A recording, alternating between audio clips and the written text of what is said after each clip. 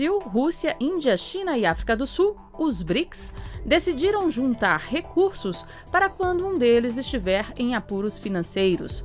O acordo de reservas, anunciado em 2013, deve ser assinado agora em julho, durante a cúpula do grupo, que acontece na cidade de Fortaleza, no Nordeste do Brasil. Para saber mais sobre como esse acordo vai funcionar, o Conexão Internacional conversa com o secretário de Assuntos Internacionais do Ministério da Fazenda do Brasil, Carlos Cozendey.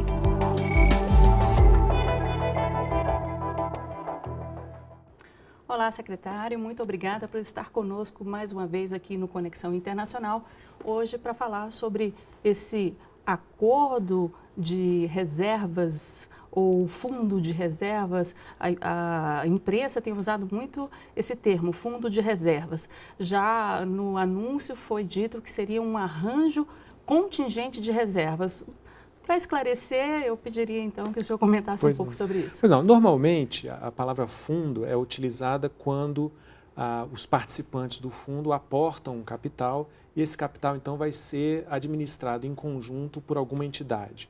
É assim, por exemplo, no caso do Fundo Monetário Internacional, no caso do FMI, todos os países fazem um aporte e o Fundo Monetário gere aqueles recursos emprestando para aqueles países que têm dificuldade. No caso aqui do acordo dos BRICS, é um pouco diferente. Ele não vai funcionar como um fundo propriamente dito, ele vai funcionar como você mencionou, um acordo contingente, ou seja, os bancos centrais dos países dos BRICS vão se comprometer com uma determinada quantia. E aí, caso um dos países dos BRICS precise, por razões de balanço de pagamentos, porque está com problemas de curto prazo, os outros países se cotizam e fazem o aporte necessário para dar um alívio a esse país que está em dificuldades. Então, não é exatamente um conceito de fundo, embora o objetivo final, que é dar socorro a um país que esteja com problema de balanço de pagamento, seja o mesmo.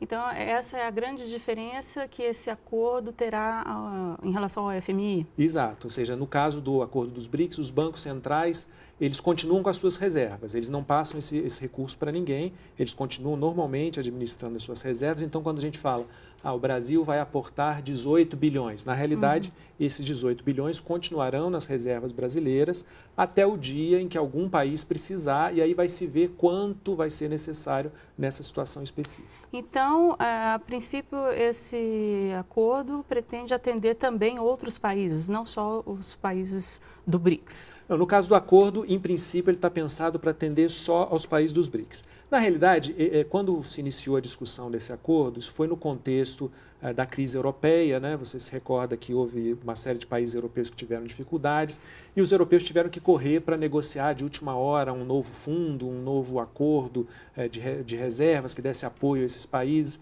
Então, o que os BRICS conversaram foi, olha, vamos aproveitar agora que nenhum de nós está precisando, que nenhum de nós está tendo dificuldades de balanço de pagamentos e vamos montar esse acordo, que caso algum dia algum de nós precise, o instrumento já existe e aí os mercados vão saber que existe esse recurso disponível.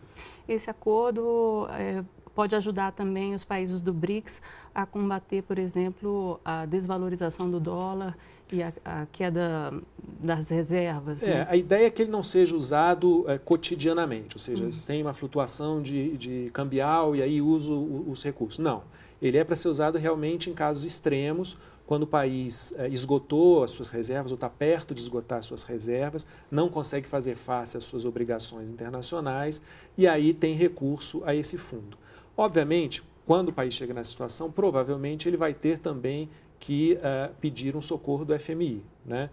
Então, esse fundo serve um pouco como uma ponte, uma linha de auxílio para que esse país esteja mais confortável, mesmo se ele tiver que negociar com o Fundo Monetário um socorro mais definitivo. Mas ele é só para situações extremas de dificuldade de balanço de pagamentos.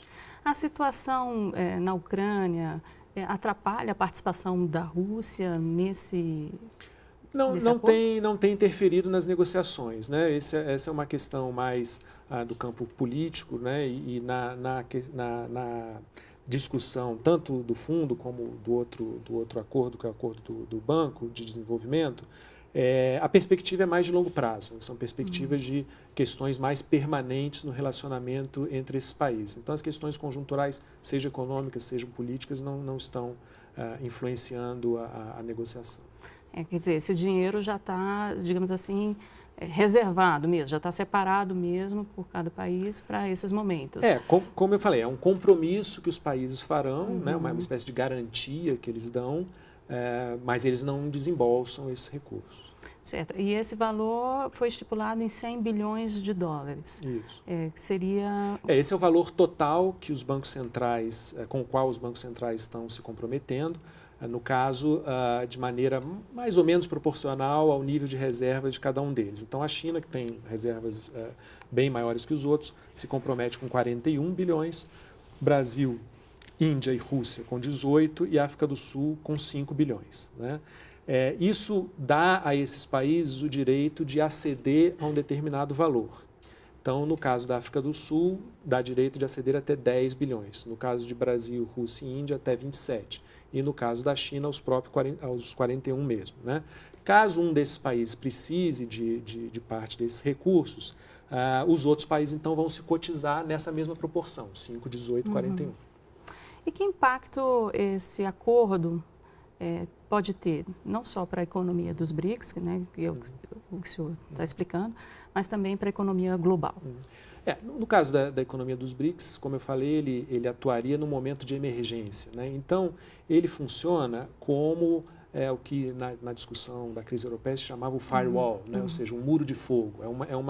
É uma garantia para que ninguém duvide que aquele país conseguirá superar as suas dificuldades. Né? Então, ele é uma linha de auxílio para que o país possa mostrar aos seus credores, aos mercados financeiros, que ele tem condições, caso tenha dificuldades, de ter um auxílio imediato para resolver aquela sua dificuldade específica. Né? Então, é uma espécie de seguro, né, que os países compram contra alguma dificuldade futura. Em termos internacionais, esse esforço faz parte de uma tendência que acho que vai se aprofundar, que é de complementar o FMI com outras instituições regionais. Então, esse modelo que nós estamos fazendo, ele segue muito perto um modelo que já existe, que é o Acordo de Chiang Mai, que é um acordo entre países asiáticos, né, do qual participam a China, Japão, Coreia, Malásia, Tailândia, vários países ali daquela região, que tem esse mesmo formato, um compromisso dos bancos centrais, caso haja necessidade, assim por diante. Ele funciona em complementação ao Fundo Monetário Internacional. Né? Eu acho que isso faz parte de uma ordem econômica internacional mais multipolar, né? Onde haja vários centros econômicos no mundo e aí cada uma dessas regiões está criando os seus instrumentos. Os BRICS não são uma região geográfica, né? Mas são países que têm muito em comum em termos da sua participação crescente na ordem econômica global. Então, isso pode dar mais equilíbrio, né, para o sistema internacional. Isso, exato. A reforma do FMI ela tem acontecido, né, no sentido de dar mais espaço para os países que estão adquirindo maior peso na economia global, mas de uma forma muito lenta. E, evidentemente, aqueles países que controlam hoje o FMI resistem a abrir mão, né, do seu controle da organização em favor de países como China, Brasil, Rússia, que estão crescendo muito na última década, né, e cuja projeção ao futuro é de continuar com esse movimento de maior participação na economia global. Então, essa reforma do FMI tem andado de forma bastante lenta. Ao mesmo tempo, como mecanismo complementar, a realidade é que ele não substitui o FMI, né? Mas ele certamente ajuda os países a terem um socorro mais rápido e mais efetivo, caso haja necessidade. Outra vez, nenhum dos países do BRICS hoje vislumbra ter necessidade de recorrer a esse fundo.